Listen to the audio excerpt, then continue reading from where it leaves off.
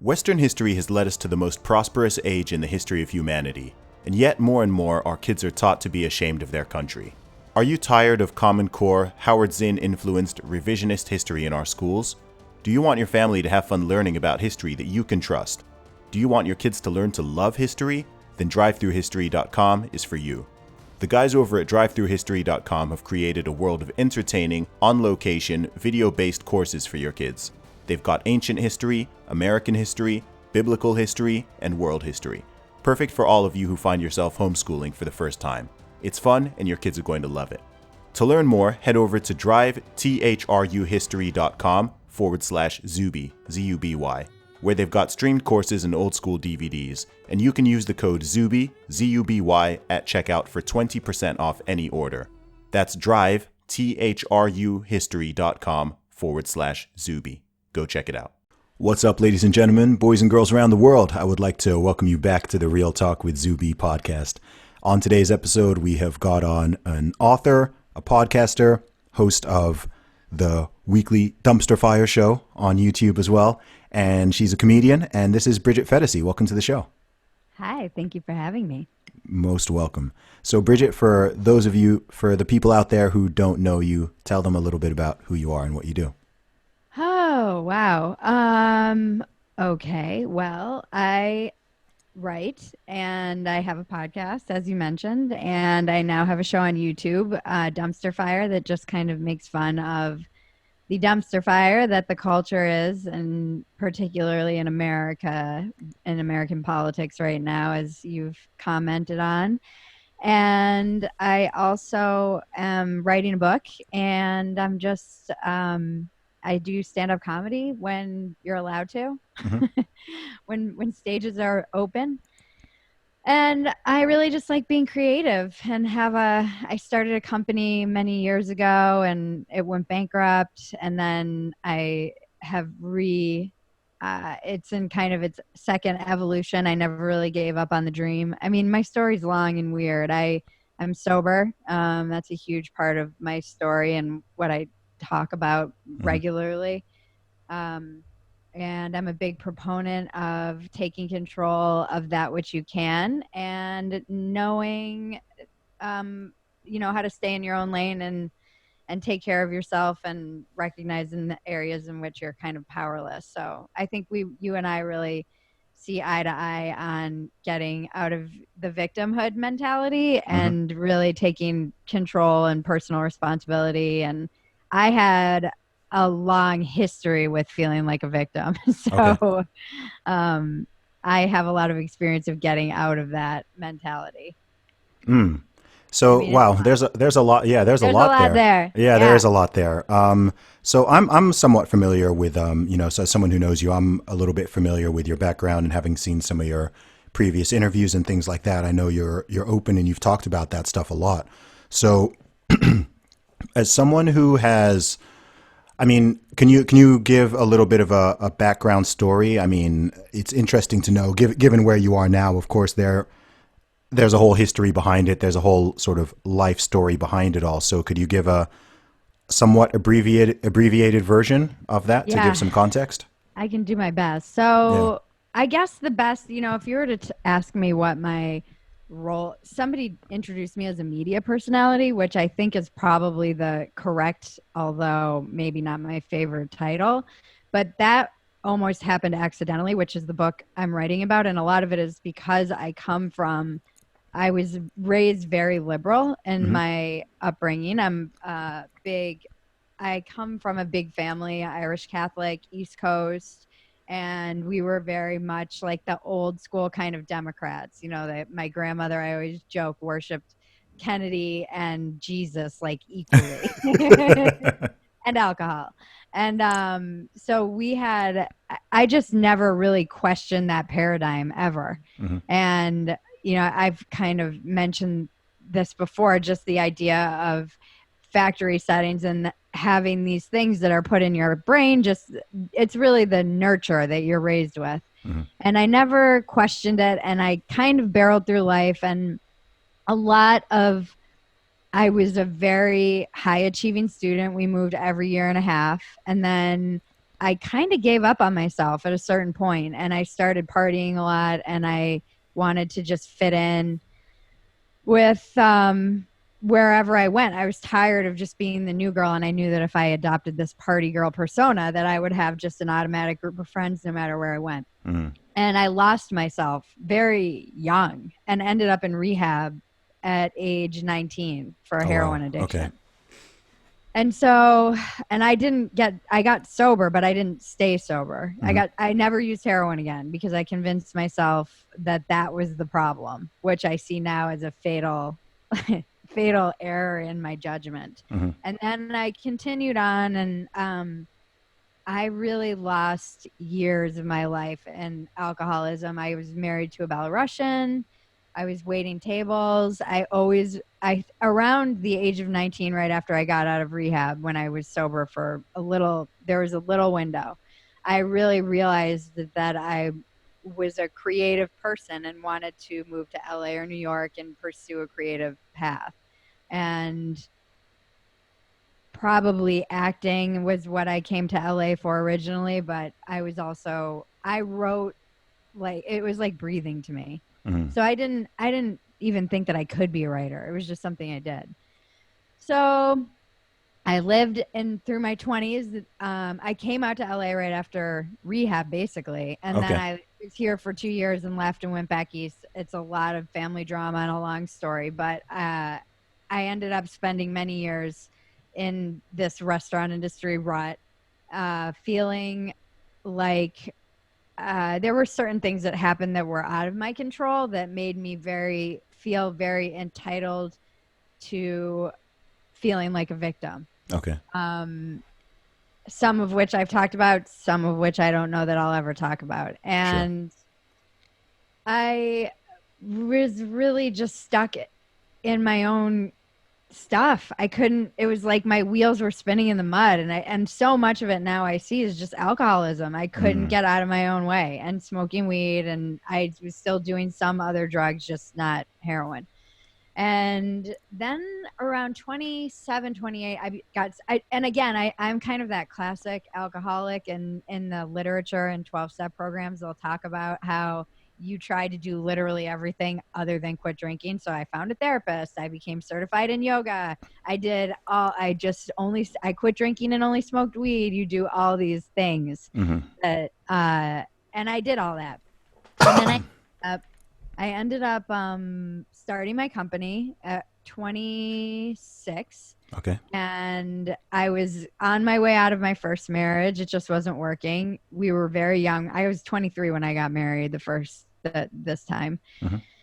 And I left and came back to LA, basically. And we got separated. So I came out to LA and I just had wreckage. I had wreckage with my family. I had wreckage. I had a marriage. My to-do list was like, go bankrupt, get divorced. And I had no money. Yeah. And it was just, I had felt like I was a failure. And I had failed. I mean, I failed miserably when I was 19. And I really have been looking at a lot of this lately. I don't think I ever forgave myself for that first failure. And I thought I was so old at 19. And I will say this to anyone young listening right now who might be feeling like, oh, I wasted my time. I'm 23. Oh, I messed up, and I'm 25 and my life went in a different direction. You are young, like so incredibly young. And it's never really too old to turn around your life. I know people in their 70s who have got sober and or changed their life. And I thought I was just so old at 19, and I never forgave myself for that initial mess up. And I think I carried it with me through my 20s. And I got sober. I did an experimental year of sobriety around the age of 30. Okay. And then that kind of changed the way drinking was for me forever. However, then I went around the world for 2 years, just traveling around the globe, not sober. Lucky I didn't end up locked up abroad, and I should have. And then I came back, and I was very lost, and got sober at 35. So that was almost 7 years ago now. And so much of everything, even as I'm talking to you, I realize really centers around that addiction and alcoholism and just the kind of long struggle that I had with it, not really even realizing that I was struggling with it. Mm. Because for years I was just like, I got this. Yeah. I refuse to go back. I'm not giving up drinking. And it took me a long time. The bottom that I hit at 35 was much more emotional. It was more internal.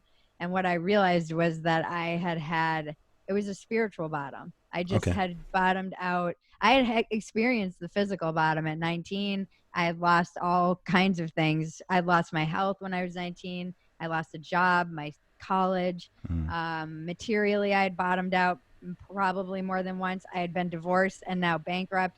But what hit me at 35 was something much deeper inside, and I was suicidal, basically. I really just didn't want to live. Yeah. So that brings me to finding my way weirdly into the culture wars, which was I got sober and then I started doing all the things I wanted to do, one of which Mm. was writing. And I was a columnist for Playboy. Okay. And So we, before we go on, there's something you yeah. said there that I wanted to go a little bit deeper on. Is you said you had that you hit the emotional bottom, Mhm. and that was a transition point. How did you get yourself out of that hole?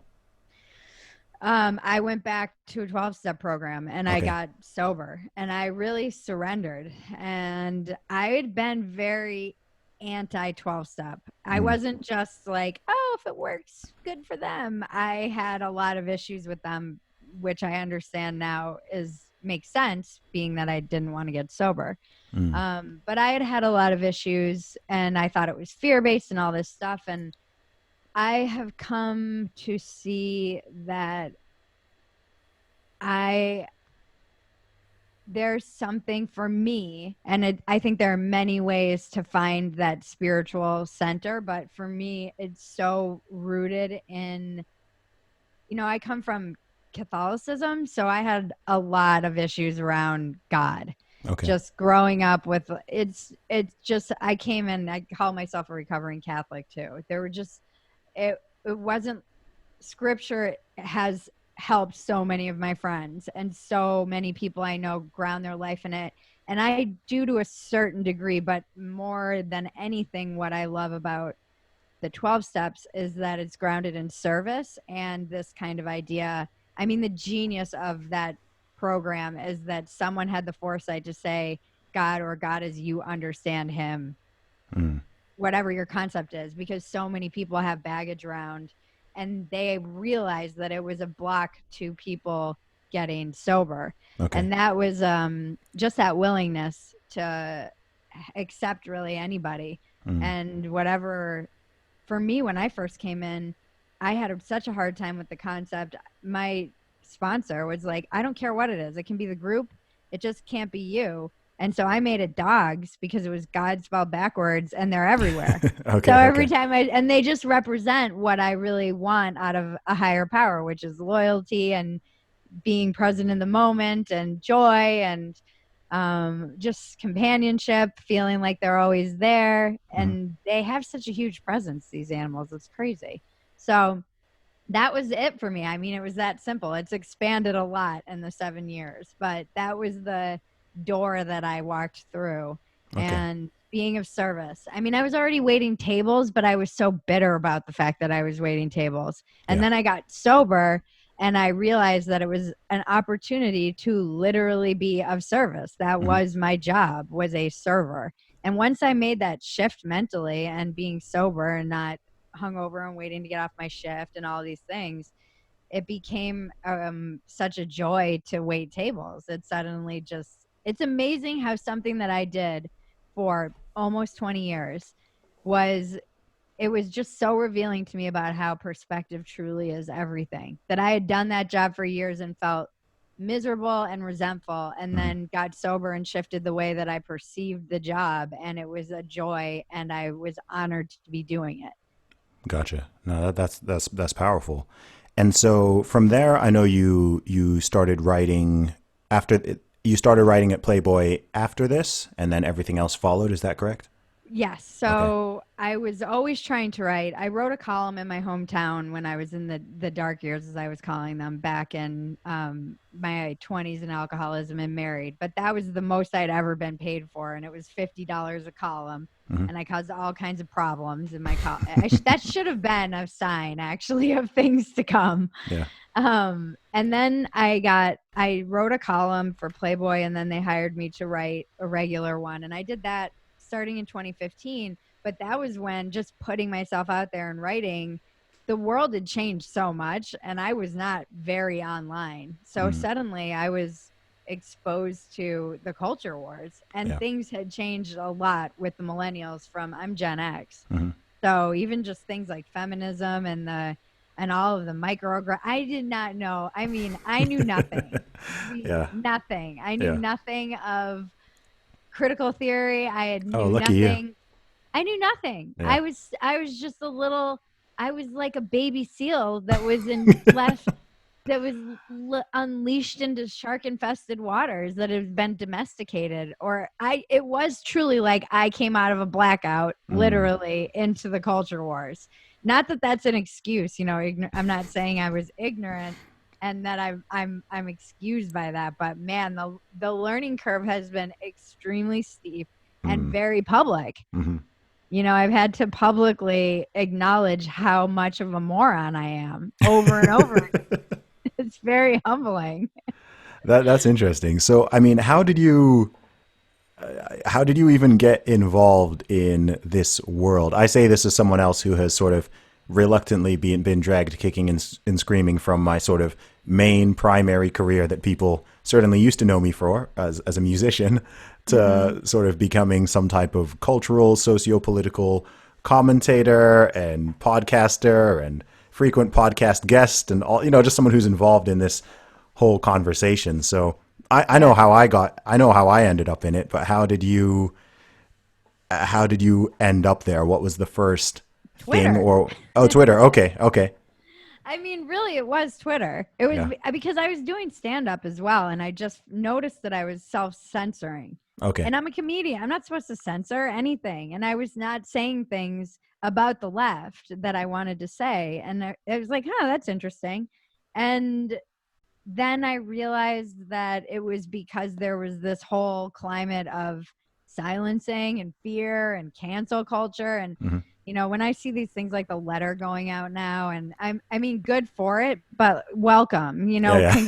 welcome Yeah. to what I've been. It's frustrating from someone on the left because I'm not like a academic or considered somebody who's, I don't have the credentials to be taken very seriously, but a lot of the stuff that they're writing about, many of us in the left have been screaming for 5 years now, Hmm. and it's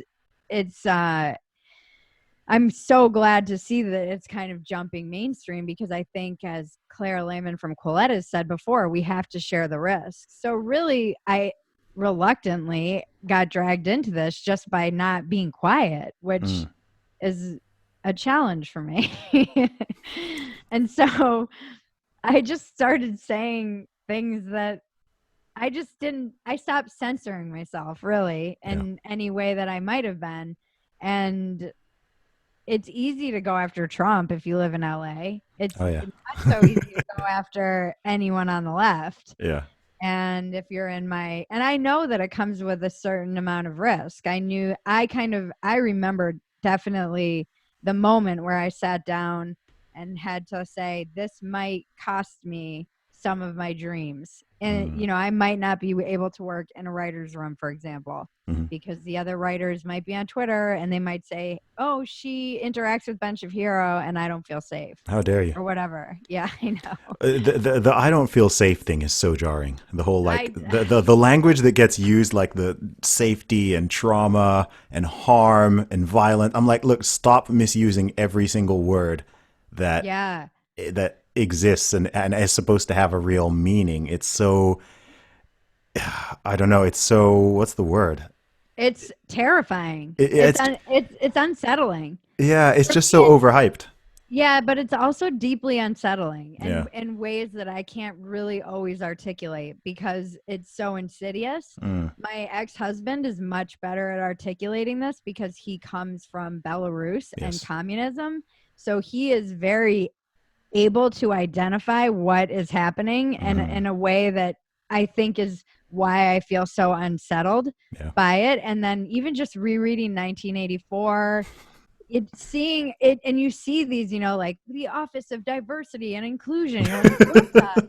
And by the way, once you set, my friend and I were talking about this the other day. Once you set up an anti-racism, task force, you can never disband that. No. If you have that at your college, for example, Yeah. there was an article 2 days ago that came out about how their English is racist, grammar is Of racist. course. Did you see this?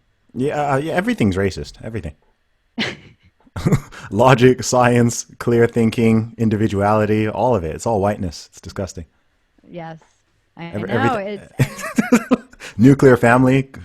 Crazy. Yeah, that's weird. Yeah. And it's this like I don't feel safe language is used as kind of this cudgel to silence Yes, people. it is. And you can basically say I don't feel safe and get anybody kicked out of a room or kicked off of it, fired from an administration or any number of things that it shouldn't be that easy Yep. because you're feeling unsafe. What I mean that it's we live in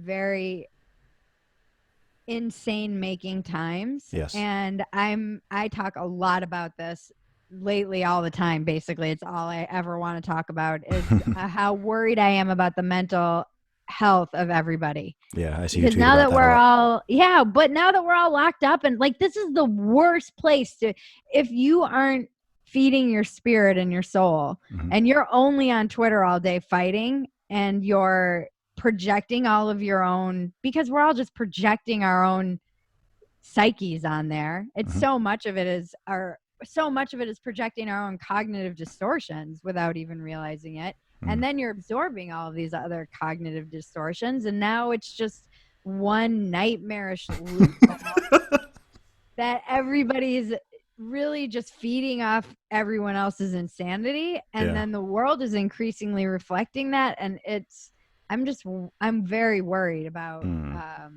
it takes me a lot of daily work and I was joking about this on Dumpster Fire today. I was saying it takes a lot for me to stay sane. And that is as a loose version of sane. As sane as I think I am or might be, but it's not, it's still like I have an alcoholic brain.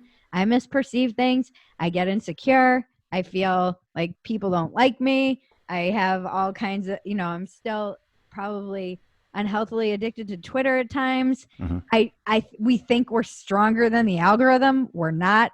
It is feeding us dopamine all day long.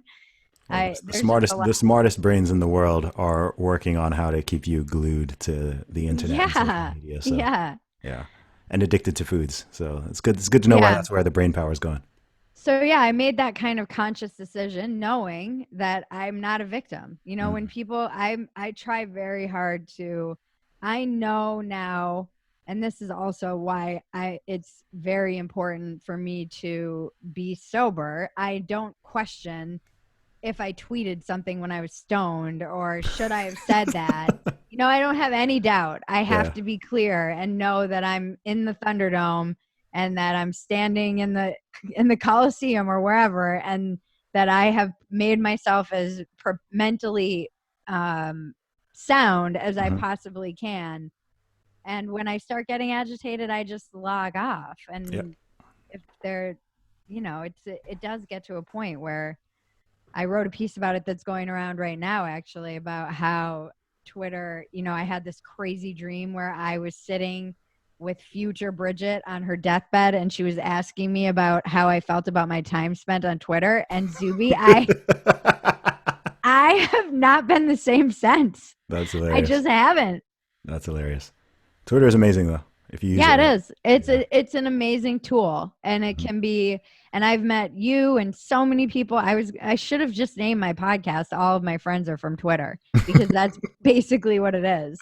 But it can also be a supremely negative addiction for many people. You really have to, I say you have to use the tool, not let the tool use you. Mm-hmm. And there's always going to be a bit of a trade-off. It might vary from day to day and hour to hour, but I think that, way too many people on social media in general are just sort of mindlessly scrolling and consuming without any sort of self-awareness or thought of what they're doing and what the potential impact and, repercussions of it are. Because, we're living in the biggest human experiment ever right now. I mean, the past 15 years, yeah. Like, I'm not supposed to be able to. Why can we reach hundreds of thousands of people from tapping buttons when that's not human? Like, we're not meant to be able to do that. Like, that's insane. Hundreds of thousands of people, millions of people are not supposed to be able to, the fact anybody, literally anybody can reach you, can reach me. Like, that's what's cool. But also it's like, that's not meant to be the case. I get some message. I'm like, you shouldn't even be able to reach me. Do you know what I mean? Like, you know what I mean? Like, you like, why can you even reach me, sort of thing? Like, who are you? Like, what is this? I got one of those today. Where I was like, dude, just one? Lucky. Well, I get them all day, but this one was like, I'm not subscribing because you aren't interacting enough. I'm like, and then people start telling you what to do, and tell you what to. I think that's a product of being open too. If you're super open about your experience and your journey, people think that they kind of own you in a weird way. It's weird. And it is a very strange, suddenly people get very demanding of your time and attention and notice things that I'm like, wow, read into things that I might be doing or not doing that have, when I got sober, one of the things, and I still remind myself this all the time, it's not about me. It's very easy to get, but I'm like, oh, wow, a lot of other people are struggling with the same concept. Like, it's not, don't take it personally. That's one of those 4 agreements. Like, don't take everything personally. And I have to remind myself of that, but I can see that some of the people who follow me might need to be reminded of that as well. Oh, seriously. Yeah. It's a very strange dynamic. I mean, I'm lucky that, firstly, I'm like a super, super like low emotional person, which certainly helps, but also from my music. So from like, when I released my first album at 19, and then from then onwards, I've been facing public scrutiny and criticism for like well over a decade. So I've kind of built up that tough skin up to an exoskeleton from that. And then all my years just going out and promoting and hustling on the street and doing direct sales and all of that. It's like, I get a lot of people like, man, how do you deal with all the online stuff? I'm like, dude, compared to, I'm bulletproof at this point. Like, there's nothing anyone can sort of say or whatever that's going to like majorly rattle me. There are certain things that just make me kind of feel like sad for people. Like, nothing rattles me directly, but some stuff I read and I'm like, well, what possesses somebody to like write this? Why? I know. Like, I just sort of lament for humanity in a way. I'm just like, that. yeah, like what's going on here? I'm pretty bulletproof. I won't say that things don't affect me. And Malice always calls me out on this. He's like, it's because you're too empathetic. And maybe that is the weakness or something. But I too have that moment where somebody will say something just horrific to me. And I'm like, wow, what? I pray for them. Yeah, it sounds stupid and cliche, but I have to, as easy as it would be to react, really my first instinct is just sadness, because I see so much pain in that kind of, I can't imagine logging in and saying some of the things that people say, anonymously or not. It's just not, and maybe it's just because I was a product of so much bullying growing up, but it's just not in me to be that, I'm sure I have it in me to be cruel. I know that all humans do. I don't think that I don't have that capacity, but just those, I don't know. It seems crazy to me that that's how you would spend your time. Yeah, I'm the same. There's people just every day. I'm just like, man, there's people who there's millions of people around the world who log in every day on Twitter, on YouTube, on it, and they just start hating. Like, they're just, like this is their goal. Like, I'm just like, man, I mean, I've spent 0 minutes in my entire life doing that, or let me go watch a whole bunch of YouTube videos I don't like so that I can dislike them and write mean comments and aggravate. Do you get like personal emails sometimes? Like I'll get people sending me an essay to explain how much they dislike me, and Yeah. it's just no, normally not in the kindest time. of words. Yeah, it's just Yeah. incredible. I'm like, okay, so you heard me on the radio and I said something on the radio that you didn't like. So your first thought was, okay, I'm going to find this guy's email address and I'm going to write like a long screed to like cuss him out and insult him and all. And I'm just like, what Oh, possesses you to do that? That's the last thing. I hear stuff I disagree with every single day. And at no point yeah. have I gone, let me find this person's email address and like spend an hour. It's such an odd mentality. I don't get it. I've joked about this even just with, I see women dating men and they'll be like, he liked this girl's Instagram. And Oh it's gosh. really occurred to me that I'm way too narcissistic to stalk anyone. I'm like, wow, you actually spend time like that. I'm way too and driven and probably too. I'm Hmm. just too focused on my own stuff Yep. to be spending time like like that, like Mm. checking what some dude is like, what he's liking Yeah, on I it. mean, Bridget, I think you once liked a tweet that I disagree with, so we're actually doing this podcast because I want to formally cancel you. This is really just an intervention. It's so odd. I've had people like message me, "Hey, how come you like that tweet?" I'm Oh like, my, "Are you what?" that the creeping of the likes is I've had people, I didn't even know this was a thing until people started being like, she's telling on herself and her likes all day, but I like everything. I mean, I like stuff from the left, from the right. I'm like, if you Yeah, looked at my likes, you would think I was schizophrenic because yeah. I just love, because to me, I'm like, I love giving out love. I see it as a way of being loving Yeah. online. And so I just am like, I like everything. I often And use it just to acknowledge that I've read something, I just, or just like an acknowledgement. Okay, yeah, I read this. but I can't imagine spending time looking at what So bizarre. anyone else likes. Again, No. maybe it's narcissism, maybe it's self-involvement, maybe it's I drive. think it's It's not actually I think it's happening. actually a good thing. I don't think you need to make excuses for it. I think the people who do it are the ones who need to explain themselves. Like, what? What are you Yeah. doing? Yeah, it's And you're weird. reading into it too, which is a weird thing. So you're now mind Oh reading gosh, yeah.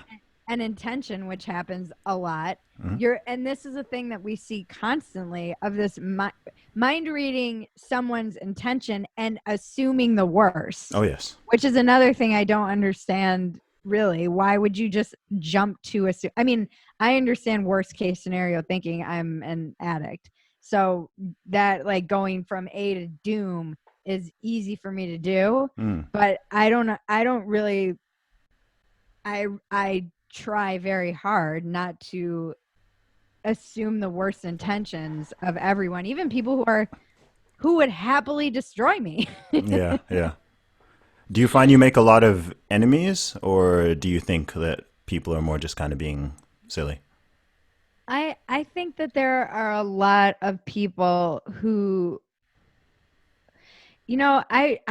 I think this is the biggest thing that I wrestle with is that the road to hell is paved with good intentions. I don't want to hurt anyone. Mm. I can push get back. You and I both are in this same space for many of the similar reasons.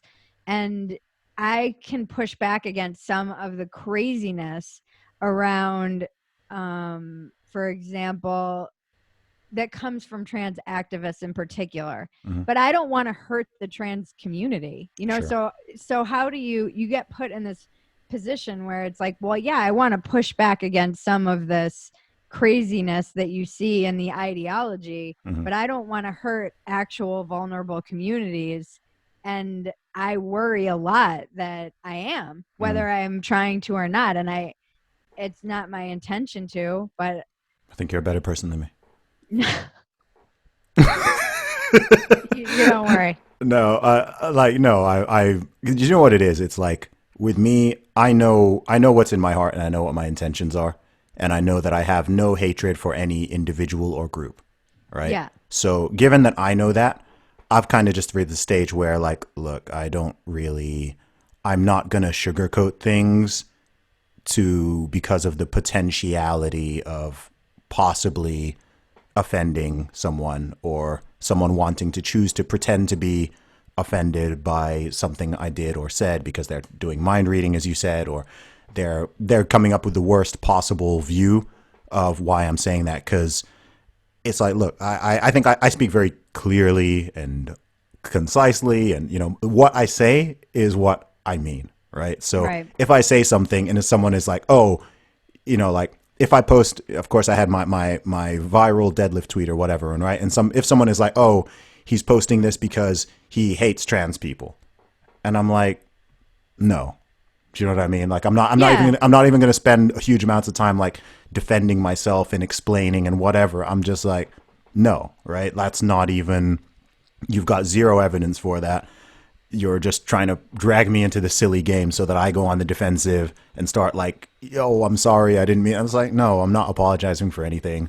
I'm not like, I did what I did. I said what I said. I made the point, and that's that. And once you have a large audience, the reality is that people are always some people will misunderstand you sort of innocently, right? They'll genuinely misunderstand you.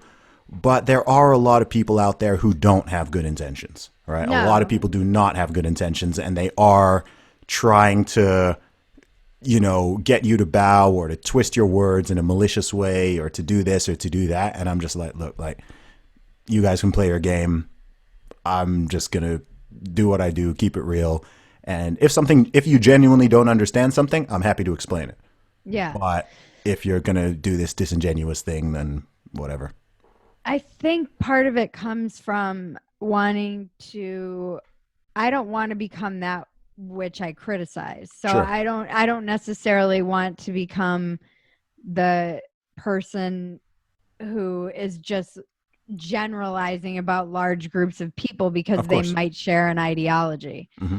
And I try to take people individually. That's one of my, I guess, not hesitations, but where that feeling of worry. The Yeah. other is I've had my ass, pardon me, handed to me, my bum handed to me by life. Okay. I have been humbled Mm. by many circumstances in which I thought perhaps I was doing the right thing and it went a different way because I can't control everything. Or so even if my intentions were good, it is that very famous quote. So I know it's in my heart. I really just, I love people deeply. I Yeah. feel sad for humans generally, as we were talking about, when they're that angry, Mm. that much. Because I have been that person who Yeah. was trapped in victimhood, Mm-hmm. and some of the things that happened to me, I was a victim. That Yes. doesn't mean that I have to embrace victimhood as Mm-hmm. my identity. Mm-hmm. And that's taken a lot of therapy, sobriety, and self work to get to that point. And I still have to weed out places where I might feel entitlement was another big one. Yeah. Just rooting out entitlement Mm-hmm.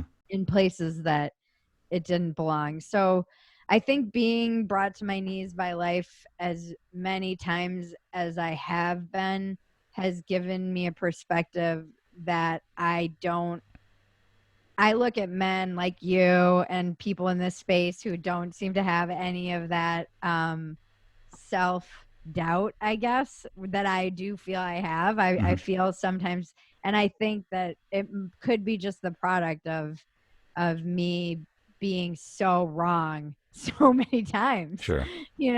So I've failed greatly in my life already, Yeah. and I have learned that I don't really always know where these people are coming from, but I do know that in my past, when I've lashed out and been not my very best person, that it's usually come from pain and hurt. And Sure. so I don't want to contribute to that, but I also won't be a doormat. Yeah. Yeah. Yeah. It's a difficult balance. I mean, Yeah. to what degree do you feel that you're sort of, I mean, because you are a public figure to some degree now, how much sort of responsibility do you feel to help people, I guess, in that sense? Do you feel that that's sort of something you're obliged to do or not so much? I feel a responsible, I don't feel responsible for, it's really none of my business what people think of me. Sure. This is very basic therapy 101. I don't feel responsible for the way people react to me either, because so much of it is being filtered through their own factory settings, and I have no control over that. Mm-hmm. I'm powerless over pretty much everything and everyone other than my own behavior. So I do feel a responsibility to behave in ways in which I would expect other people to behave. I always try and tell my following, I'm not responsible for what they do, who Of they course follow, not. Yeah, what yeah. they like. I don't want them to mob people. Yeah. If somebody comes after me, I've learned this the hard way. Just even I had a comedian friend and he responded to me and I responded back to him, and I didn't realize people were looking at even my responses. Mm-hmm. And Yeah, it's I weird. still It's have, weird. because when you grow Yeah. fast too, I still have the mentality of somebody with 10,000 followers or 20, totally. and it's different. Some things happen where it's a learning curve, and I'm like, Yeah. whoa, Yeah, this yeah. poor person is getting mobbed and made Yeah. fun of and mocked by all of these people, and I don't want that. Mm-hmm. I don't want people to do that, and Yeah, so much it's a of tricky Twitter one. is that. Yeah, And it's I've done that. I do that to people who are bigger than me. yeah. I'll like go after AOC and make jokes about her, but she can take it. I feel like if you're in that's the thing, is that if you are in this space, you've got to be able to take it. And if Yeah. I'm dishing it out and get it back from one of these people who's much bigger than me, well, Mm-hmm. okay. I learned that lesson when I had 200 followers and Dane Cook retweeted me, and I had 3 days of like his idiot followers telling me that I was ugly and I'm an idiot. Oh. And I was like, I'm not gonna get mad. I told him that he was bad, that he sucked at comedy. Yeah, it's a funny one. The power dynamic on social media is a weird thing. It's a weird thing, and Yes. that's something I've had to be really, really like you said. There've been a lot of learning moments for me because I'm far less sympathetic than you are, I think. So sometimes I don't care if there's certain things, if someone said, I'm like, look, you deserve to get hammered, I don't care.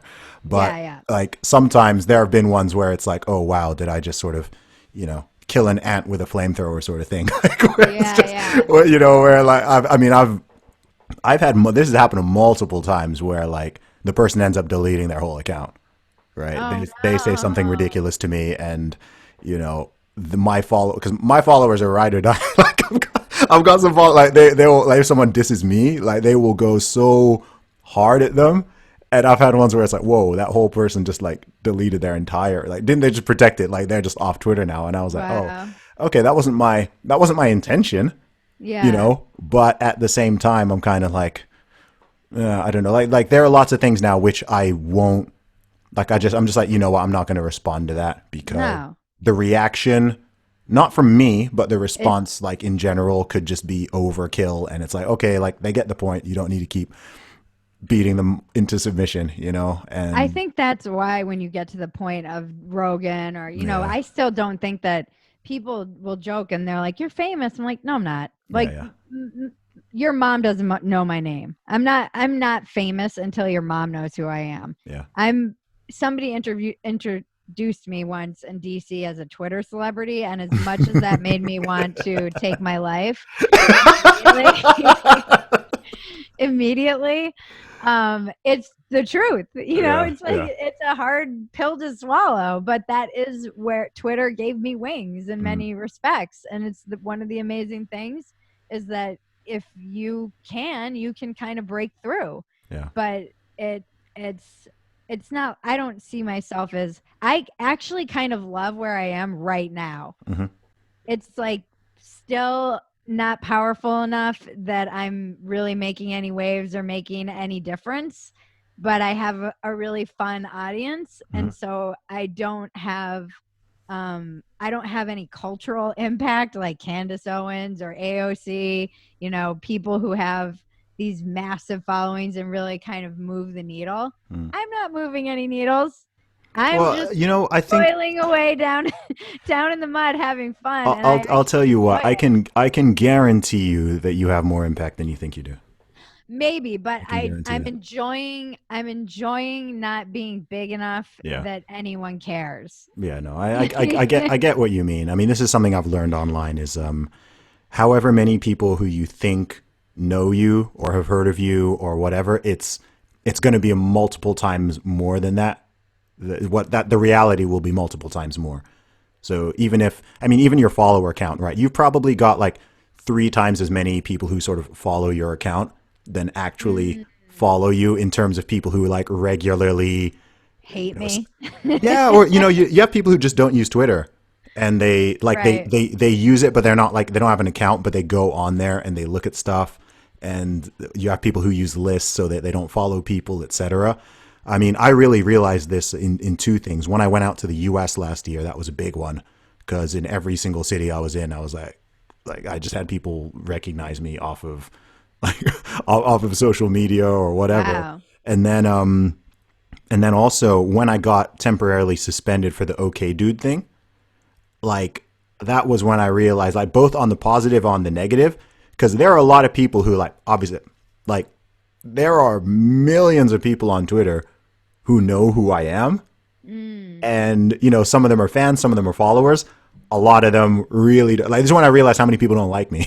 Because when Uh, that happened, and because I was locked out, but I could still sort of see what's going on Twitter, and I was like seeing like the amount of people who were like celebrating. Yes, we took down Zuby, we got Zuby, like and I was like, oh wow, okay. There's like a whole sphere. There are a whole sphere of Twitter who like are totally aware of who I am, and like they don't follow me obviously because they don't like me, but like I was just reading all of this stuff like, whoa, this is kind of deep, yeah, yeah. The and they have meetings are on Tuesday. dude, and they have such effed up views of what you believe. Yeah. You're there. People are saying, "Oh, this guy, he's transphobic. Yeah. He allies with white supremacists. He's a misogynist. He hates women. I'm like, where did you get all of this from? You know what I mean? You got all of this Yeah. from like, I tweeted a deadlift, and so now I hate this whole group of people, or I've got this position, so I've said things about I've criticized feminism, so now I hate women and I'm a misogynist and I'm this and I'm that, and then people link, oh yeah, I grew up in Saudi Arabia, so I hate gay people and I support. Apparently, I was reading people saying that I support gay people being executed. I was like, what? Where? Right. Where have where, I said that? where have I said that? And it's such Yeah. like on one hand, like you don't really care, but on the other hand, I'm like, these are real big charges. You know what I mean? Like, Yeah, yeah, yeah. yeah, No, like it is. that's a really It's effed up upsetting. thing. Yeah, that's a Yeah. really messed up thing that you think I believe, right? Yeah. Because I don't. I mean, you would have to be a sociopath not to have that penetrate in some way. You Yeah. to not have that be upsetting. I've told this story before. I woke up, I tweeted something about how I was like, I'm not going to get on board with this war on white men, and then Okay. I just hit the wrong space at the wrong time, and Black Twitter came for me. Oh boy. And some of the people are comedians Mm, that I know, and I was so upset. I mean, I still get kind of choked up because they were all really, like, "You're a grand wizard," and I was like, "What?" it's bizarre. It was so upsetting to me. I still Yeah. get upset about it because it is such a like that was the worst thing you could be called. Yeah. When growing up, I'm like, Hmm. oh my God, I and just garbage. Everybody Yeah. calling me garbage. I was Yeah. like, oh my God, I didn't even mean to. It was so misrepresented. Yeah. But it's like, see, this is the thing. A lot of those people, like, I think people are too charitable towards them. Like, I know I we've mean, been I've gotten to the point where I'm yeah. starting to think that might be true because Yeah, I think so. they don't extend the same charity to me. No, no. Because look, like what you said there, because the thing is, what I think is, okay, is what I said morally and ethically right and correct, right? What you said there is morally and ethically correct, right? The other Mm. day, I don't know if you saw this. I mean, it's a couple weeks. I mean, was it 2 weeks ago when there was that whole Nick Cannon thing, and he was talking about white people being subhuman, savages, etc. And I was like, no, I was like, no, right? Mm-hmm. I stood up against racism. and I got shellacked. Like people were like coming at my, virtually were like coming at my throat, trying to say all these things. And I'm like, look, what I said was the correct moral position. Mm-hmm. So if you take issue with me saying, hey guys, it's not good to be racist to white people, if you take issue with that, you're the one in the wrong, right? Yeah, You're but the if one who's coming you from the bad place. Right, but if you in your brain believe that it is impossible for racism to go in that direction, That's which all. is That in itself is insidious. right. It's You that know, well, I mean that's a critical theory though, is that it it's is. all power. It is. But Every relationship and every interaction is based on power, which to me yeah. is such a cynical view of the world. Well, number It's one, it's wrong. Like definition, like in terms of an actual definition, firstly, it's just incorrect. It's wrong. That's not what the definition of racism is. And secondly, that idea comes from, it doesn't come from a good place. That doesn't come from a moral place, because whatever you call the term, even if you don't want to use the term racism, hating or mistreating or being prejudiced or discriminating against someone based on an immutable characteristic is wrong. Just it's ethically wrong. So even if you don't want to use the term racism, I'm like, well, it's the same thing. It's racial hatred. Call it racial hatred. It's like that's a bad thing. Hatred is hatred. Like we know that that's bad. So if you are angry at me for saying no, that's bad, then it's like if I say something, I don't know, if I said something about people abusing children being bad, and then you want to come after me for saying it, then I'm not in the wrong. I'm not, you know what I mean? Like I'm not the one who's in the wrong here. You're the one who's got the messed up position. If you think it's okay to hate on people and call them subhuman based on their race or ethnicity, I'm not apologizing to you. right. But you're the one who's messed up. Yeah. Yeah. Yeah, it was definitely a learning experience, and it was upsetting for sure. I like you, Bridget. I like you. You're canceled, but I like you. I'm so good. That's the other thing too with dumpster fire. We just, there's so many things because the podcast I have is much more heady and deep and intellectual, and we get into these deeper conversations. Dumpster fire is really just my Twitter come to life. And I say things that if you took them out of context, you'd be, I'd be canceled in 5 seconds. And I think if you can break through, get that escape velocity, which I feel like I'm on my way to. I still live in constant fear because I was poor for so long. But I think they kind of give up on people like me. Yeah. What are they gonna take from me? Yeah.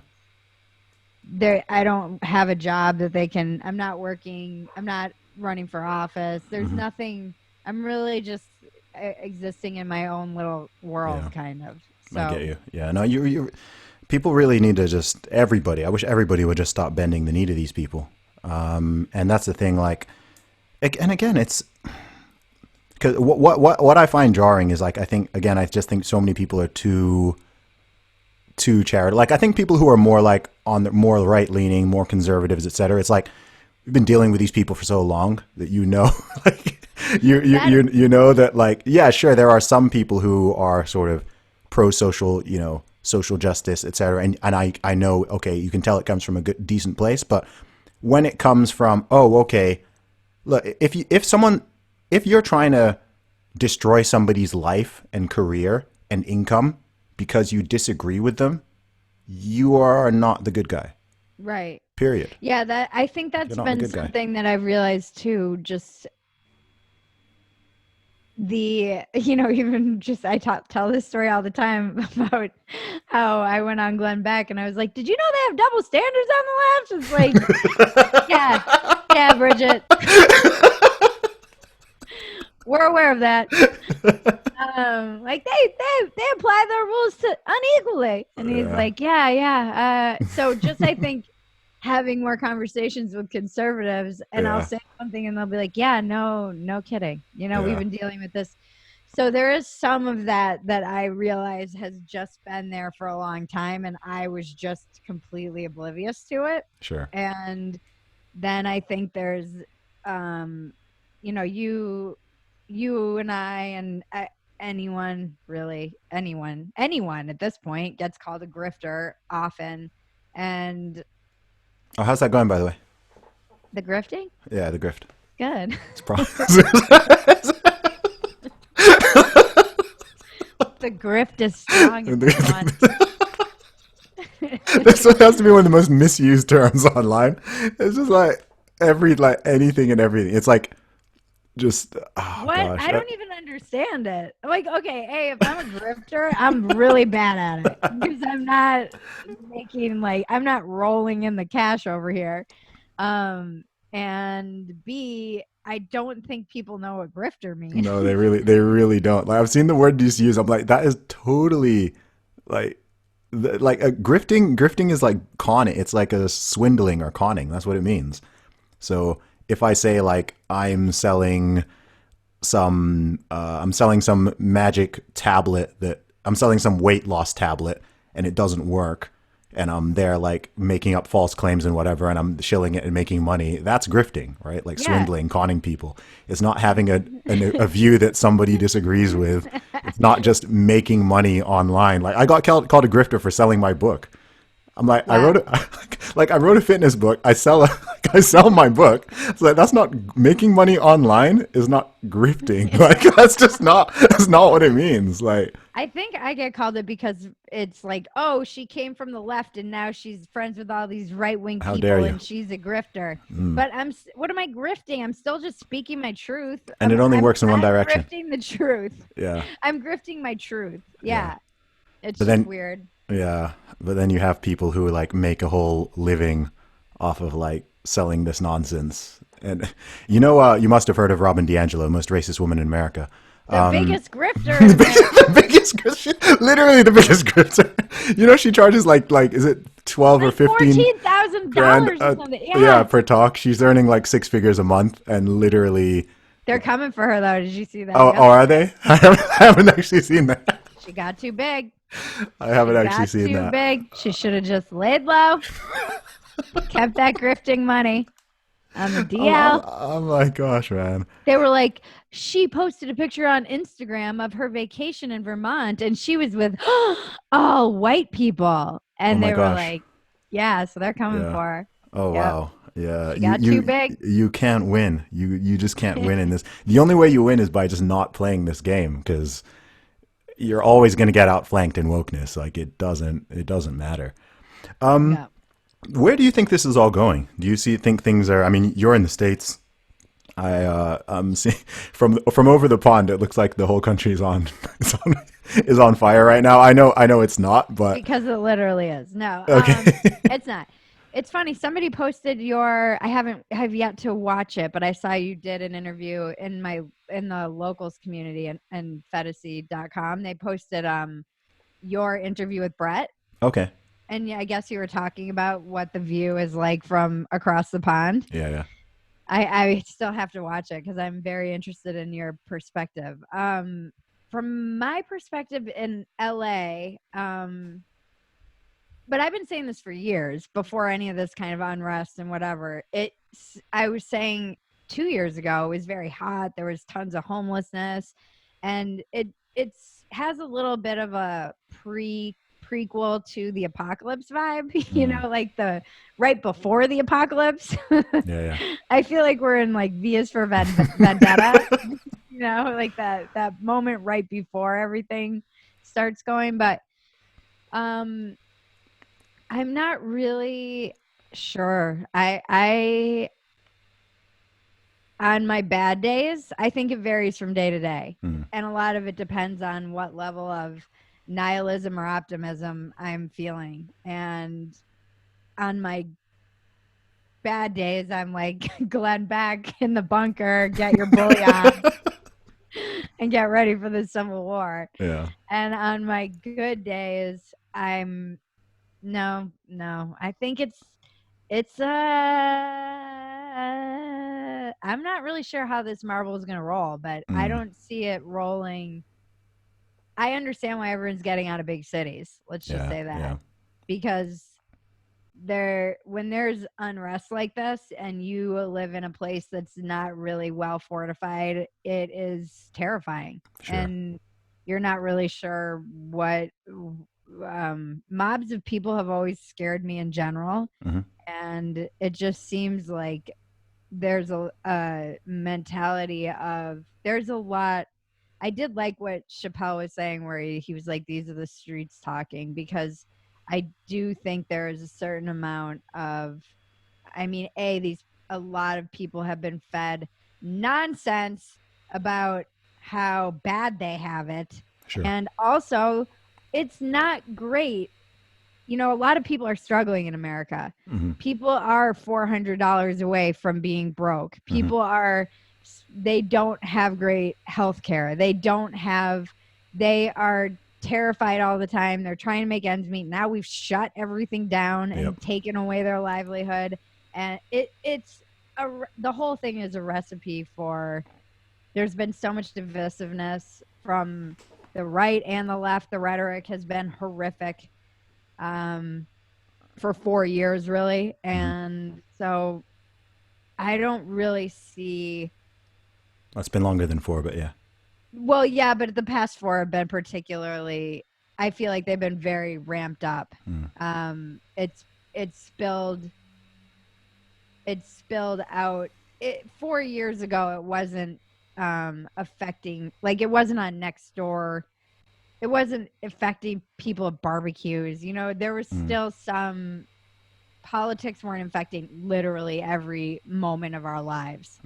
I think 2014 is when stuff really went sideways, in my observation. Interesting. Yeah. Why 2014? That's how, I mean, because, I mean, remember, I mean, in 2015, even being over here in the UK, I mean, I remember very specifically in 2015 where, all right, I remember when I remember before Trump won the Republican nomination, and I was talking with friends and family, and people were laughing at me for saying this guy had a serious chance of winning. Oh, yeah, like, I knew he was going to win. Yeah, and people were like, no, and it was because I'd seen this shift that in the culture that from, I do want to say 2014 is when it just started to, like, a lot of this weird stuff. I think a lot of stuff has been coming to a head over the last 1 to 2 years, but like 2014 was when I myself was kind of like, there's a weird schism and a rift going on here, and a lot of these weird previously fringe ideas, whether it's, you know, the racial identitarianism stuff, the critical theory stuff, like the gender stuff, all of this stuff was just like, I started seeing it seeping in quite rapidly, and I was like, okay, there's going to be a reactionary response to this.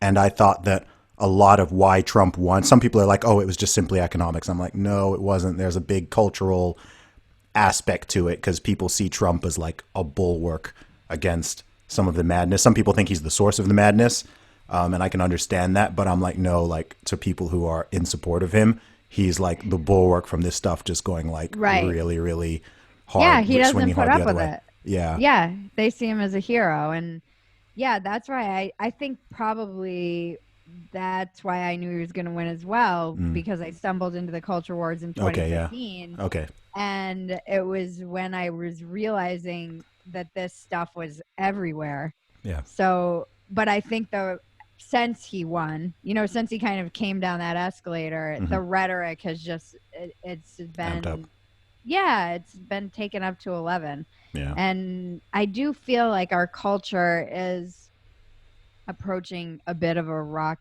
bottom, and we might just need to bottom out in order to rebuild, because but I'm not really, I have no idea. It's really, I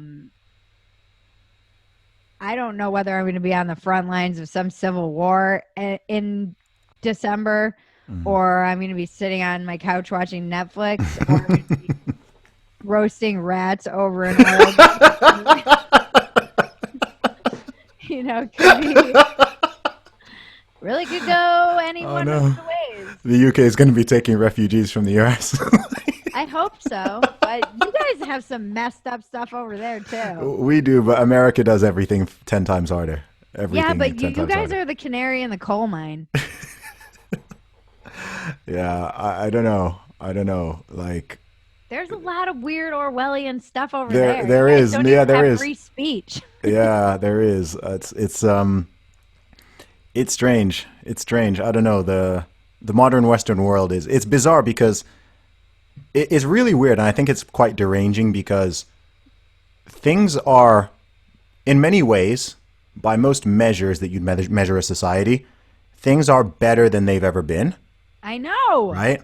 But we're like trust fund babies who just don't know what to do with our wealth. Yeah. And then by other measures, certain things are like really bad compared to where they've been over the past few decades, depending on what you're looking at.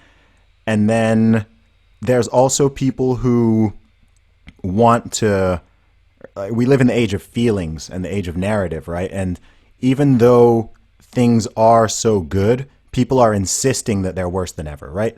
There's never been more talk in my life, my entire lifetime. I've never heard so many people talking about white supremacy and racism and Nazis and fascists. And I'm like, where? Do you know what I mean? Like, where are all these white supremacists? Have you ever met a fascist? I haven't. I hear about fascists all the time. I've never met a fascist. Like, I've met a lot. I've met socialists. I've met conservatives, liberals. I mean, you met one libertarians. today, Zuby. Oh, geez. Canceled. Yeah. I'll have to call my Antifa friends. According to Twitter, you met one right now. Okay. We'll have to dox you and they'll come with their milkshakes. Yep. I mean, what's going on in Portland, Bridget? Tell me. I don't understand. Like, what is going on? Really looking back, it was the natural evolution. You know, I have kind of a weird theory that I've been playing out in my brain that it doesn't seem like an accident to me that a lot of this is happening with the rise of the legalization of marijuana. Oh, okay. And that is probably a wildly unpopular theory, but I think that weed can make you really aggressive and really dumb. And I see a lot of really aggressive dumbness out there. Yeah. So I have no science to back this up. This is just a theory that I'm working on. I started working on it on my walk yesterday just because I was thinking about Portland, you know. I'm like, they're all just so high up there. They're just I thought it was supposed to chill people out. That's what I thought. I've never smoked it. So strong. This is what everybody's saying. Oh. Everyone says like, oh, it's supposed to chill you out depending on the strain. But in the past decade of when I was smoking, I remember going to Coachella one year and I kept calling it Agrochella because I was like, what is everyone smoking that they're so aggressive? Really? And the weed has been pumped up with all kinds of stuff. And it's been, you know, they have managed to perfect the art of growing this, but they've taken all this, you know, they've pumped it up. It's all steroids and fertilizers and all kinds of crazy teas with back guano and wow. But I do think there's a lot of weird, maybe it's just heightening the already, you know, I think at the root of it all, it's a class war, really, what we're seeing. It's just there's so much access to envy. You know, we have so much envy with Instagram, and you're always seeing everyone who's doing better than you, and you're not really seeing the real person behind a lot of these personas. And then you have people who are idiots like David Geffen posting, you know, drone shots from their yacht in quarantine. Oh, and I you're didn't see like, that. read the room, David. Read the room. You know, the pitchforks are coming for you. Yeah, but I don't know. The people with the pitchforks seem to be pretty rich from what I can see. A lot of them are. This is the irony but of they've it. It's told themselves they're not. Yeah, it's really weird. Like, I've never seen such privileged, oppressed people ever.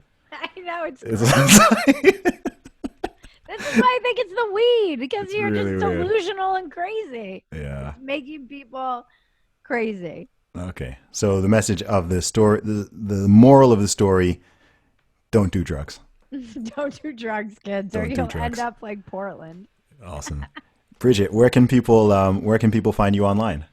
You can find me at Bridget Phetasy on Twitter and Instagram, and you can find me at phetasy.com. We have a lovely community. It's an oasis of free speech and just chillaxness.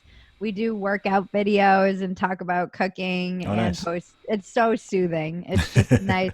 love it there. Nice. And you can find me on YouTube at the Dumpster Fire, or Phetasy is the channel, and podcast is Walk-ins Welcome, which you've been on. I have. I had to return the favor. Bridget, thank you so Yeah. much for coming on the Real Talk with Zuby podcast. Thank you It's for a pleasure having to me. talk It's to you. so fun. Awesome.